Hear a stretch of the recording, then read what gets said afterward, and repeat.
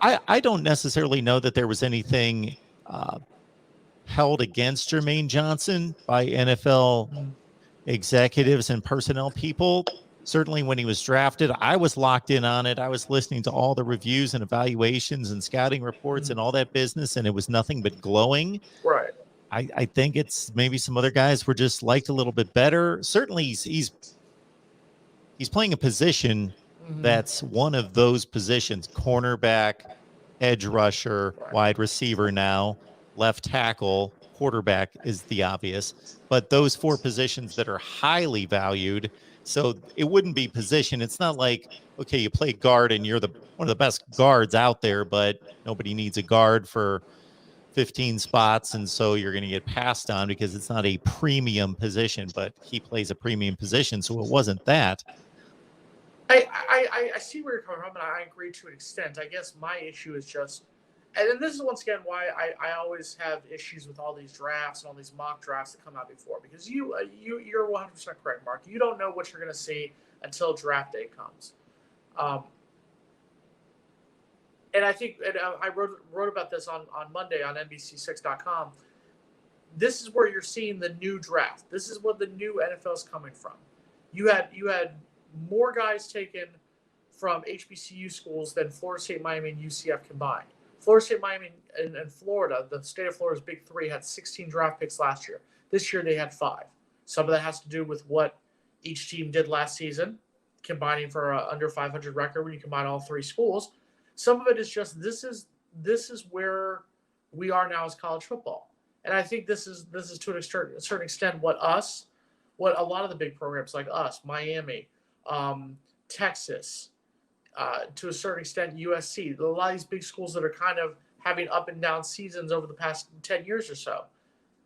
It's not so much about going to the big school; it's more about getting your job done, which then goes back to my question.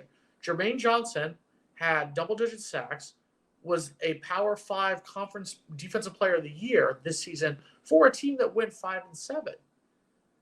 He overcame what we did on the field to be arguably the best defensive player, and people will sit there and say there might have been other options in the ACC, but he was the best defensive player in the ACC last season. So that's my question: is how do you fall that far? I don't mind if he had been around 15 or so, but I guess 26 to me is it's a questionable drop for me. I'd like to get more into why teams were going past him. I'm trying to find it for you. So let's go to Fan Nation NFL Draft. They say the cons on Jermaine Johnson are a fair portion of Johnson's productivity has come when left unblocked, cleaning up his teammates' pressure on a coverage sack. These are lower quality sacks, which are not as predictive of NFL future success. Compounding this is his raw hand usage. Johnson struggles to time his pass rush moves and does not have a wide repertoire at his disposal. So not a polished pass rusher in terms of technique, I guess. Additionally, Johnson is average at best get off, so he's not like lightning quick off the snap, apparently.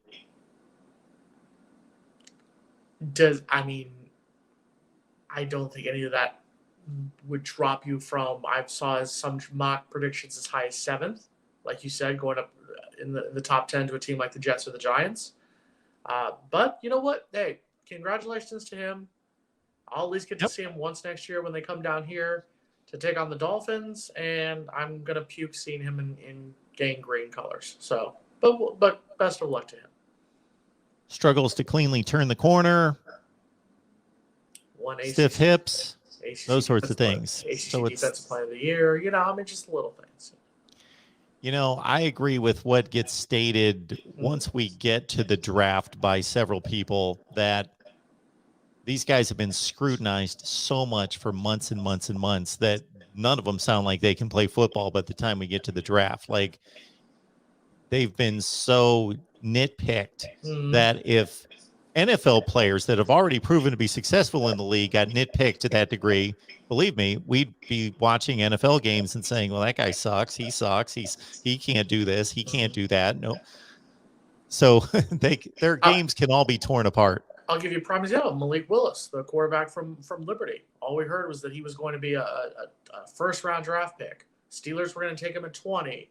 He was going to even go higher than that. Washington was looking at. All we heard was he was going to go in the first round, and I believe he went in the third round. So I mean, yeah, that's why the draft is always something where we can sit here and talk for months and months about where all these players are going to go and whatnot. But the bottom line is, until you get to the draft, you are never going to know, and that's why it's both fun and infuriating at the same time.